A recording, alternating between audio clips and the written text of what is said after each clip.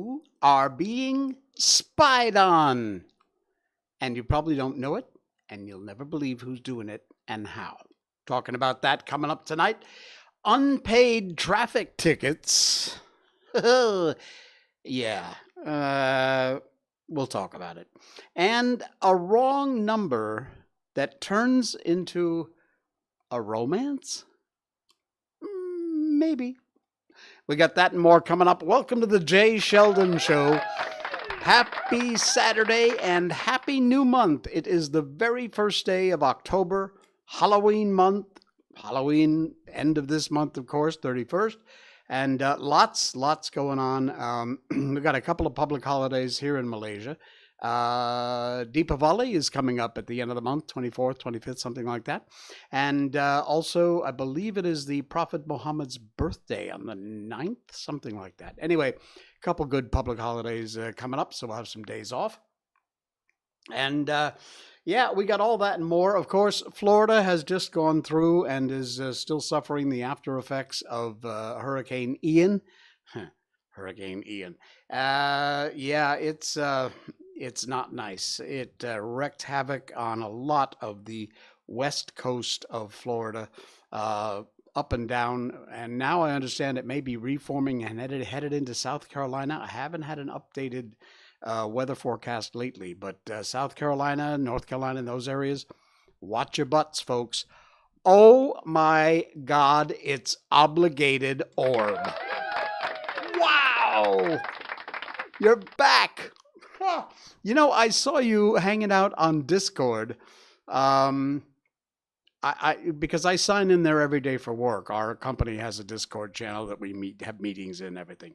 Anyway, and I see you. I get reminded of you every day when I boot my Discord. Anyway, it says obligated. It says yes. Fortunately, my family was not affected too badly. That is good news. I'm glad to hear that, obligated orb. And it is nice to see you back in here on the live stream tonight. Wow. All right. And good news about your family. I hope everybody is indeed safe. And it's me. Why don't you say hi? I am saying hi. Hello, hi, and hello to your family. And I'm really happy that they're all safe. Fantastic. I assume they're on the west coast of Florida somewhere. Anyway, obligated orb. Great to have you back on our live stream here. We are live on Facebook. We're live on rumble.com, of course. Oh, on Discord. Yes, I will. You know, I'm not so big on how the chat works on Discord. I just do the video and the audio and stuff in the meeting room. So if I can figure it out, I'll send you a hello. Anyway, yeah, we are live on rumble.com. That's our main channel. We thank all the folks at Rumble who have had amazing success. All kinds of people over there. Russell Brand, Dan Bongino, Tate's over there. It's an amazing channel. If you don't have an account on Rumble, you need to get one. You don't know what you're missing. It's fantastic. Rumble.com. It's free. It's like YouTube, only better, and they don't censor anything. I don't care if you're on the left, you're on the right, you're in the middle. Whatever your opinion is, if you want, you don't have to upload videos. You can if you want. But you can just go there and check out the videos that exist, including ours. Just look for The Jay Sheldon Show. Click subscribe. Thank you. Accounts are free. Subscriptions are free. No cost. Also, we're on twitch.tv, of course. Obligated Orb, in fact, is checking out. Visit Stephen Cord, sir. We're having a trivia at 11 on Stephen's stream. All right. I will see if I can't pop over there if I'm done with my podcast editing and everything by that time. So yeah, indeed, we will check that out. Yes, and also, since I mentioned it, we are a podcast, and you can find the audio part of our live show Monday, Wednesday, Saturday on all the podcast platforms. Just search for The Jay Sheldon Show and click follow or subscribe. We're on Spotify, Apple, Stitcher, Google, iTunes, Geo7, wherever you find your podcast, you will find us. And we appreciate the subscribes and the follows. That's all also, of course, free. One thing that is not free is keeping my little girl in food. Time for a Miko update. Miko update. I'm not kidding. She's eating me out of house and home when she decides to eat. She's had this attitude about her food lately. I think she's not that big on the fish stuff. Because we use, what is it? Call of the Wild, I think it is. It's good for her tummy. She's got a very sensitive stomach. So we were on Canon, but then there was a big shortage, so we had to switch. The vet recommended this. She's good with it. Her tummy's good with it, and she's doing really well. In fact, this picture was taken just under an hour ago. She was downstairs while I was setting up the live stream, and there she is. Doing her pose. She's striking a pose as she loves to do. I love that with the little crossed hands in front. It's so cute. She does that naturally. I didn't pose her like that. She just does it. It's so ladylike. Anyway, we switched her over from the fishy stuff, like they have herring and salmon. It's mixtures of two different foods. And we switched over to the wild boar and pork, which she loves a lot. We just gave her that tonight, and she ate it all up. And so there's a bunch of different varieties, and she's pretty good with all that. Miko, my dog, was not a fan of Call of the Wild. Yeah, for some reason, Miko is. The vet recommended it. I checked the ingredients. It's natural. It's healthy. And she's doing well on it. But I know there are, she can go crazy. Like I said, somehow, some reason, she suddenly got off the fish kind. Anything with salmon and there's salmon and turkey or something, and herring with, I don't know what the hell else. But if it had fish in it, she didn't like it. And she used to. It's just suddenly one day she goes, yeah, I'm not going to like that anymore. So there you go. Anyway, she's doing great. She's hanging out downstairs now. Our neighbors are incredibly noisy tonight. We have a Airbnb next door to us. 99 times out of 100, their guests there are really great folks, and they play with Miko and everything. Tonight, they're okay, but there's I think there's two families staying there with about 50 kids between them. And anyway, there you go. All right, our Miko update, before we get too far away from it, is brought to you by the good folks at Barkbox. If you are in the U.S., U.S. territories, or Canada, you can sign up for Barkbox, and you will not be disappointed. These folks are amazing. Every month, it's a subscription service. You can sign up for just once, but you can go for 6 months, 12 months, and the longer you sign up for, the less expensive it is. Every month, you will get a themed box full of dog toys, dog treats, and a dog chew. And they are adorable. Your dog, I promise you will love them. Whatever size you have, you can check small, medium, or large as far as the size of your dog, and the toys will adjust accordingly. And also, if your dog has any allergies, there's a list there. You can click, fish, beef, chicken, whatever, any allergies your dog has, and they'll make sure you don't get that.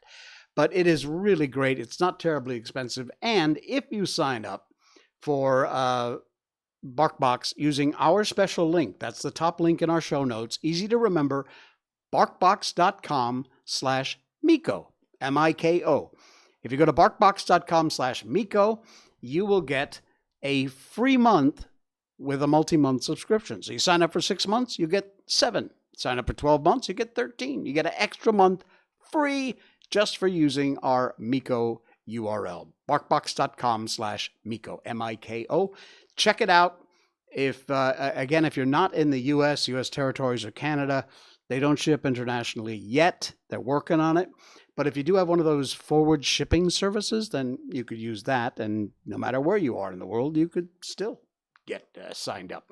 Barkbox.com/Miko is the place to go, and you can check out all their specials. You use our special link, and you will get 1 free month when you sign up using our link if you have a multi-month subscription. All right, cool beans. Well, our headline tonight is that you are being spied on. And who's doing the spying and how they're doing it? The government, I'm talking to my U.S. folks right now. The government is not supposed to be able to violate any of your constitutional rights, including your right to free speech. And so consequently, they can't go and demand that Twitter or Facebook or YouTube censor you, because that would be against your First Amendment right to free speech.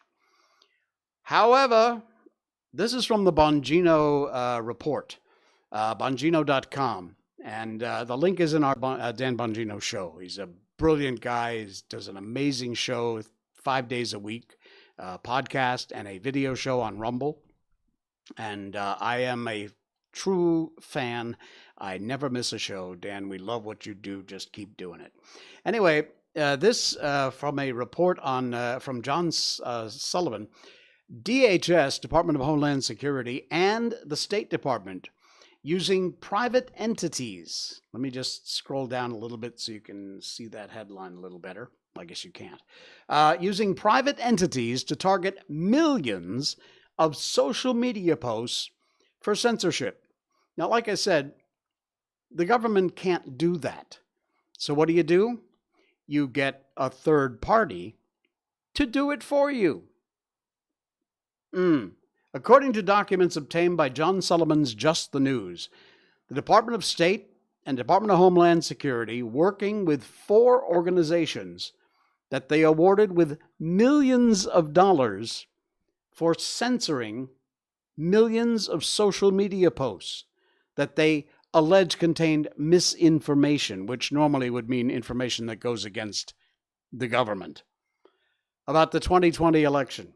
The 4 organizations included the Stanford Internet Observatory, SIO, University of Washington Center for an Informed Public, the Atlantic Council, nice, Digital Forensic Research Lab, and social media analytics firm Graphica. According to Solomon, the 4 groups set up a concierge-like service in 2020 that basically allowed federal agencies like Homeland Security's Cybersecurity Infrastructure, the state's Global Engagement Center, to file tickets requesting that online links, stories, and social media posts get censored or flagged by big tech. So they take these four groups and they file tickets, like number 42, waiting for your censorship, to tell these other companies to pressure Twitter, Facebook, YouTube to censor posts they don't like. This is the government affecting your First Amendment, which they can't do without actually doing it, using a third party. So in effect, they're just doing it anyway. Solomon, and by the way, John Sullivan's Just the News site is amazing. I should have put the link in our show notes. It's easy to find. Just do a search in any search engine. John Sullivan, Just the News. Fantastic site. John Sullivan does amazing reporting. Excuse me. 3 left-wing groups, the Democratic National Committee, Common Cause, and the NAACP, were also empowered, like the federal agencies, to file tickets seeking censorship of content. A DHS-funded collaboration called the Elections Infrastructure Information Sharing and Analysis Center also had access. Solomon notes the extent of the censorship was massive. This was not 1 or 2 posts they didn't like that got taken down. It was, as Solomon says, massive.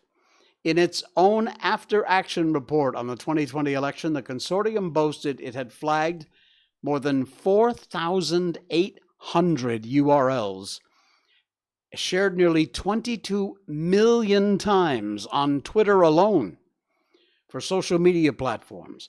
Their staff worked 12 to 20-hour shifts from September through mid-November 2020, with monitoring intensifying significantly the week before and after Election Day.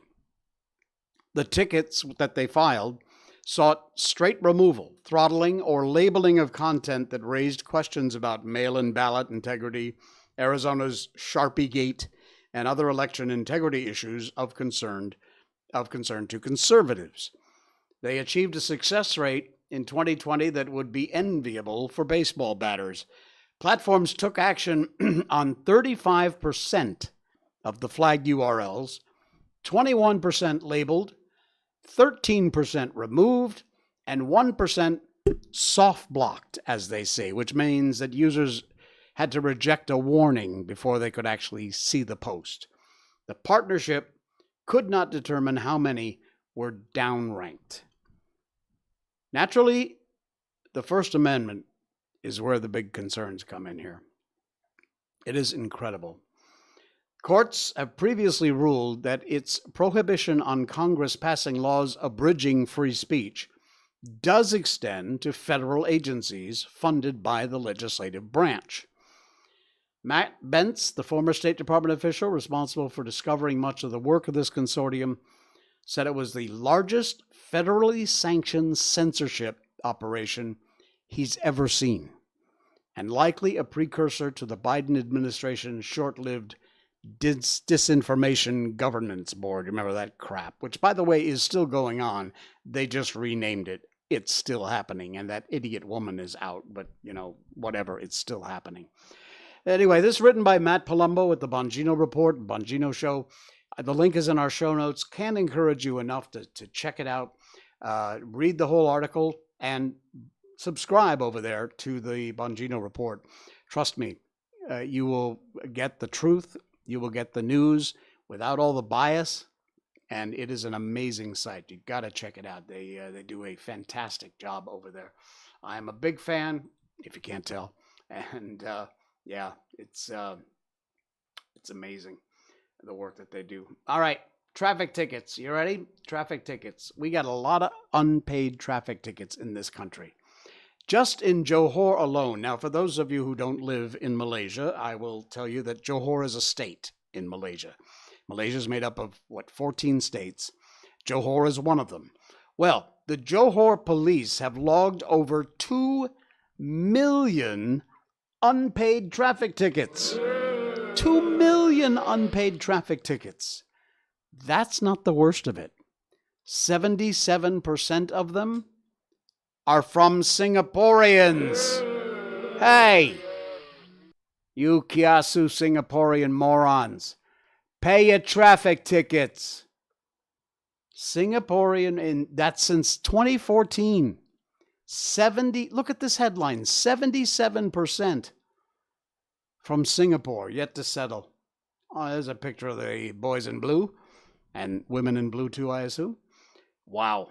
About 2.3 million traffic summons issued since 2014 are outstanding, according to Johor Police Chief Datuk Kamarul Zaman Mahmat, disclosed today, that is yesterday. He said the total figure of 109,758 were involving Singaporean vehicle owners. From our records, 23.5% of Singaporean vehicle owners have paid their outstanding summons. The remaining 76.4% have never paid. Overall, the police issued 2.3 million summons. That's a lot since 2014. So far, 600,000 summons of that amount have been cleared. Among the highest category of summons issued, speeding over the limit and failure to adhere to traffic lights, basically running a red light. He told reporters at a joint motorcycle convoy program with Brother Motors at the State Police Contingent Headquarters. He hoped that all offenders with outstanding traffic summonses will make payments soon. If you think because you live in Singapore we can't get you, you're wrong. We will get you. Or if you ever want to come back to Malaysia, then we'll get you. Unbelievable. He said an approach was to reduce the number of road fatalities involving motorcyclists in the southern state, in addition to encouraging motorists to pay the damn summons. For program's convoy, it's going to take participants 3 days. They're doing 734 kilometers and donating contributions to the less fortunate, especially orphans and poor, along with the journey. That is unbelievable. Look at that headline. 77% of Singaporean motorists have not settled their traffic tickets. Singapore, come on. We're waiting on you. You got debts to pay. This link is in our show notes if you want to check out the whole story. I didn't read the whole thing, of course. I don't usually do that. But anyway, yeah, it's time to pay the piper. Unbelievable. All right. Have you ever gotten a wrong number, a wrong phone number? You know, you get a call, you answer, hello. Hello, is Fred there? Or you know what happens to me in this country? I'll get a call from a number I don't know, and I usually answer them anyway. I'll say hello, and I'll get, 你好, no, and I'm like, oh no, here we go. It's like, I'm sorry, wrong number. Oh, and usually they just hang up. Well, that doesn't always happen. Check out this story. It's from heartwarming.com. Links in our show notes. A man establishes an unlikely 20-year friendship with a woman who kept calling him with a wrong area code. Serious. It's just unbelievable. It happened in Florida. Gladys Hankerson called the wrong number. She ended up talking to Mike Moffat of Rhode Island. But apparently it was all God's plan. He purposely connected these two, and, catch your breath, they're still in touch after more than 20 years. Unbelievable. Long ago, Gladys Hankerson thoughtfully picked up the phone. She wanted to call her sister who lives in Maryland, but she accidentally called the wrong number. She dialed 401 area code instead of 410. What happens next shows us, according to the writer here, how God can use anything for his will. Mike Moffat, who is now 46 years old, was the one who received Gladys's call. He politely informed the sweet lady from Florida that she'd called the wrong number. "I'm so sorry, child," she said, and hung up quickly. Then sometime later, the whole thing happened again. Gladys misdialed Mike, happened on and often, and Gladys ardently expressed her regrets, apologizing every time for dialing the wrong number. Mike, who was in his mid-20s at the time, didn't get annoyed. Cool guy. And he eventually stopped Gladys from hanging up. He asked her who she was and where do you live? I was like, we might as well get to know each other since you keep calling me. I asked her where she was from, and we just started talking. The previous time, this busy youngster took out of his daily schedule to have a cordial talk with Gladys meant a lot to this lady. She was 60 years old at that time. She talked to him about a lot of issues, sometimes seeking his advice, sometimes offering advice. They bonded to such an extent that finally one day, she confided in Mike about the serious crisis she was facing in her personal life. It so happened that Gladys's 30-year-old son had just passed away. Simultaneously, she was going through a divorce. Both the incidents were causing a lot of pain to her, and though she'd called the wrong number, the comfort she got from this total stranger was exactly what she needed for not slipping into a depression. And Mike comforted her with his chats. There's a picture of Mike there on your screen. Eventually, Gladys and Mike no longer talked about casual things. There was substance in their talk. It didn't happen just because Gladys called the wrong number. Now, this nice lady calling this number in particular to talk to her trusted friend who comforted and cheered her up. That didn't happen with Gladys alone. It wasn't just Gladys who liked the special friendship. Mike felt the same, enjoyed the talks, and he found them interesting. For Gladys Hankerson, Mike Moffat was no longer a wrong number. Instead, she purposely started calling him every couple of weeks to check in, and these two people started out as total strangers, separated by age and a whole country, and grew into very good best friends. For Mike, the wrong number put another motherly figure expressing tender love in his life. He pointed out with a smile that Gladys would sometimes call worried when Rhode Island got snow. She'd watch my weather almost like my mom does, Mike said. They continued, they remained in touch, and Mike and his family finally decided to take a trip to Florida more than 20 years after Gladys had first called the wrong number and gotten a hold of Mike. He and his wife planned a vacation in Florida with their 3 kids, and since it was close to where Gladys lived, Mike decided to give her a pleasant surprise by showing up on her doorstep. For over 20 years, the connection was through electronic conversations only. The bond between the two had developed through the spoken word on the phone. So when Mike arrived out of the blue at Gladys Hankerson's house, the sudden outburst of tender emotions was worth remembering for both. Joy was in the air, and there is Gladys and Mike meeting for the first time after 20 years. Wow. What a story. That is amazing. There's more to the story. You want to read that? Check it out. It's from heartwarming.com. You'll find the link in our show notes tonight. It is a kicker. It will restore your faith in humanity. I kid you not. That is such, indeed, heartwarming is exactly the word for it. Wow. That is amazing. I met the love of my life on a wrong number. I'll tell you that story sometime. Okay, time for a few little one-offs here. This from Dennis Andrews. Dennis, stop posting this crap. As I mentioned at the beginning of the show, it is the start of October. It is Halloween month. It is also the damn pumpkin spice everything crap month. Ugh, gross. Pumpkin spice, you name it. They put it in everything. Well, not to be outdone, Oscar Mayer has come up with a new product, and I'm not so sure you're going to want this one. If you're listening on our podcast, consider yourself lucky you don't have to look at what's on the screen right now. If you want to see it, check out the link in our show notes. From Oscar Mayer, they're called Halloweeners. It is a black licorice flavored hot dog.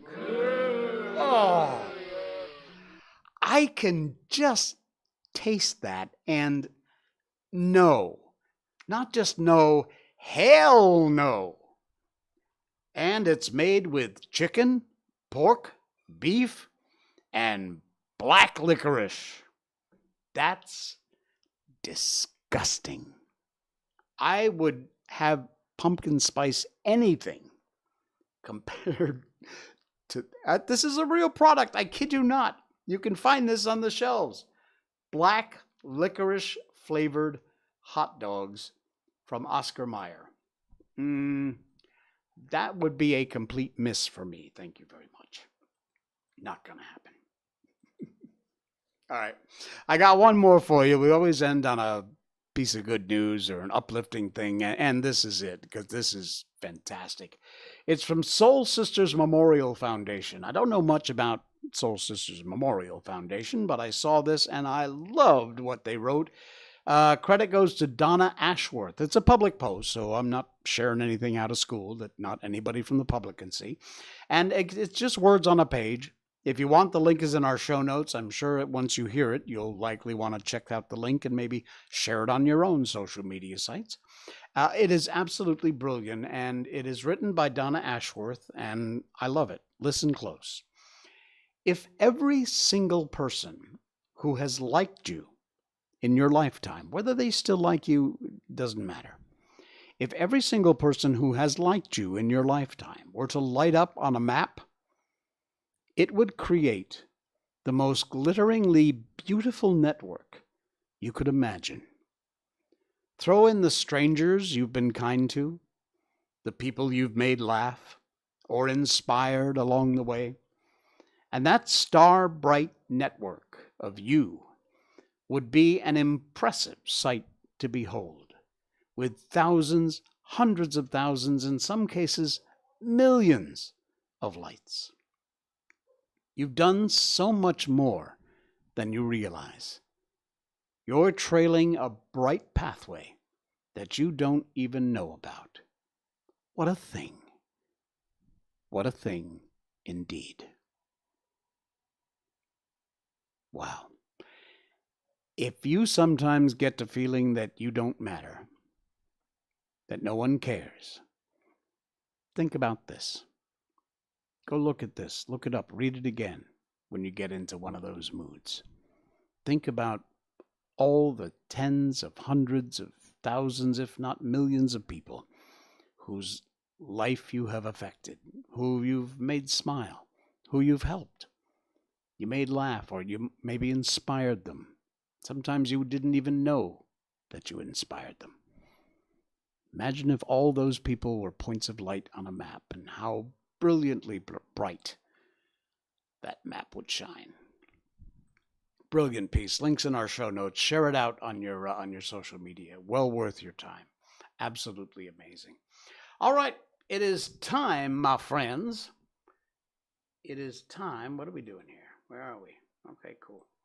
All right, it is time to get on over to our book, and we're going to finish it up tonight. Yes, indeed. We're reading my children's book. We read classic books on this show. Now, don't get me wrong. I'm not saying this is a classic book. It ain't. But we have done all kinds of amazing. We did Peter Pan, The Wonderful Wizard of Oz, The Little Prince, Winnie the Pooh, you name it. We've done Alice in Wonderland. And we've got another classic book coming up starting on Monday's stream, because we're going to finish up this book tonight, Willie and the Warthog. This is a children's book that I wrote about 12 or 13 years ago. It takes place in Malaysia, but it's written for an international audience. If you are really interested in getting a copy, you can find an ebook or a hardcover copy in a link about halfway down through our show notes tonight. It's from Amazon, and you can order one. However, if you'd like to hear me read the book, you can go back about 6, 7, 8 streams. We've read the whole book up until chapter 7, which is the final chapter, and the epilogue, which we're going to do tonight. So that is Willie and the Warthog, and we're gonna, where is it? There we go. All right. Let's move on to chapter 7 from J. Sheldon's Willie and the Warthog. It was only a week or later when unexpected things happened that changed everything.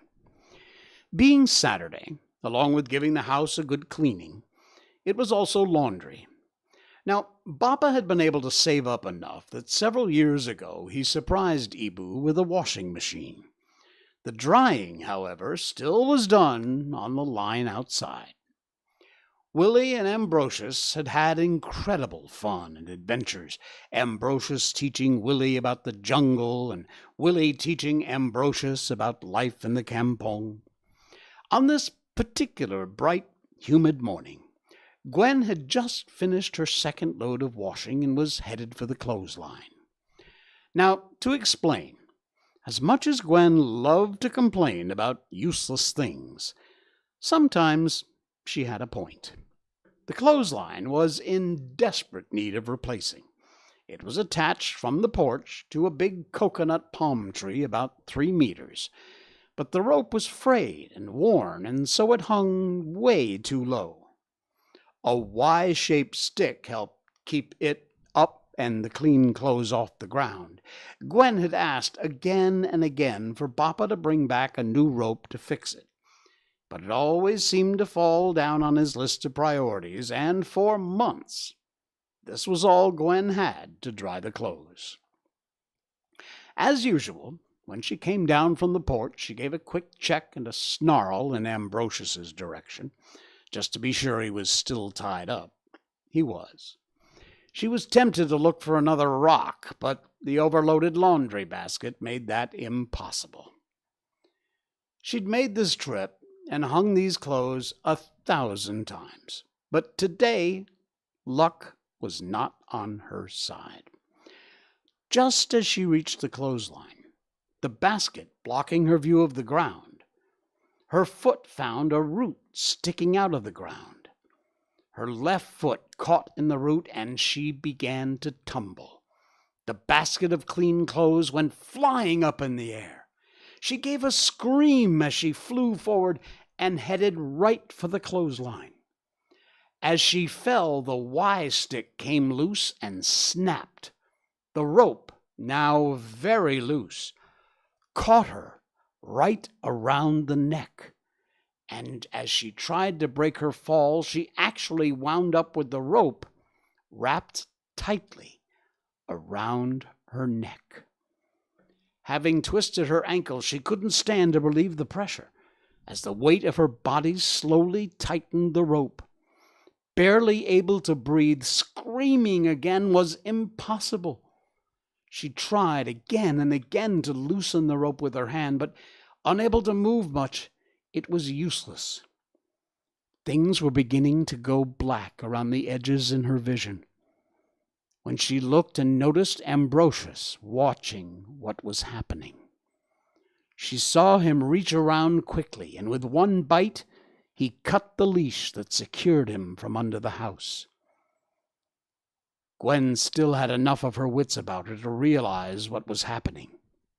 She watched in horror as the warthog came towards her. Snorting and growling, Ambrosius picked up his pace as he approached Gwen, half laying on the ground. As he got to her, her face crunched in fear. What was he doing? What was this face-biting monster been waiting for? A chance? Gwen could smell the awful breath as Ambrosius put his face down next to her. Just then Bappakai came running out of the house, his shotgun in hand. Ambrosius was right over Gwen now, as Bappa raised his shotgun and sighted in on Ambrosius. Gwen saw the warthog's mouth open, along with the huge tusks and rows of sharp teeth, and she thought, "This is it." Bappa lined up his shot, but as he took one last look down the barrel, directly into the face of Ambrosius, Ambrosius looked directly up at Bappakai and gave him a wink. Bappakai almost thought he saw Ambrosius smile. With that, Ambrosius leaned up and with one mighty crunch bit the rope above Gwen's head. She fell to the ground and could sense the sweet-tasting air rushing back into her lungs. Bappakai rushed over to Gwen as Ambrosius, unsure how she would react, headed back to the safety in the underside of the house. Gwen, Bappakai asked, "Are you okay?" "Yes, now," was her reply, although her voice sounded as though she had a very sore throat and an equally hoarse voice. "My ankle's killing me. I can't stand," she squeaked out. "Don't worry about that. We'll get you to the clinic," Bappakai said. Gwen, looking around for Ambrosius, noticed he was nowhere to be seen. "Where's Ambrosius?" she asked. Bappakai, never having heard Gwen use his name before, didn't understand. Well, Gwen continued, he did save my life. It's possible I might have just been wrong about that warthog." Bappakai cradled his daughter in his arms, and they both sat on the ground, laughing. Ambrosius, hidden away in the shadows under the house, heard them, and he smiled too. The epilogue to Willie and the Warthog. When Willie heard the story, he hadn't believed it could be true. In time, Gwen would bring Ambrosius's meals, and even went along once or twice to the edge of the jungle with the two friends to watch the fun. It took a long time for Gwen to realize that sometimes people and warthogs are not what we think. Willie continues to use his imagination to take him on wild adventures in the small kampong. Bappakai still manages to keep the peace, although it's much easier these days. Gwen seems to have really changed. Less bossy, less picking on Willie. And Ambrosius? Well, he's the happiest of all.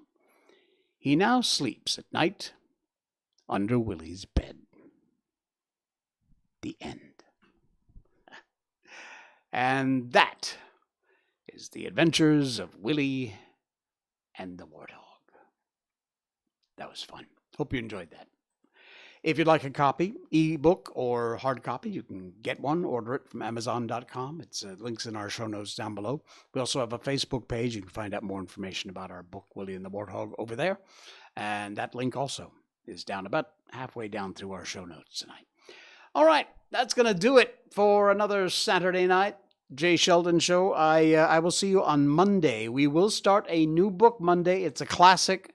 I love this story. I remember watching the Disney movie version of it as a little kid, about 7, 8 years old probably, in the drive-in cinema, at the Skyview Drive-In in Torrington, Connecticut is where I saw it. I such a memory. That was over 50 years ago, and I still can remember seeing that movie up on the screen.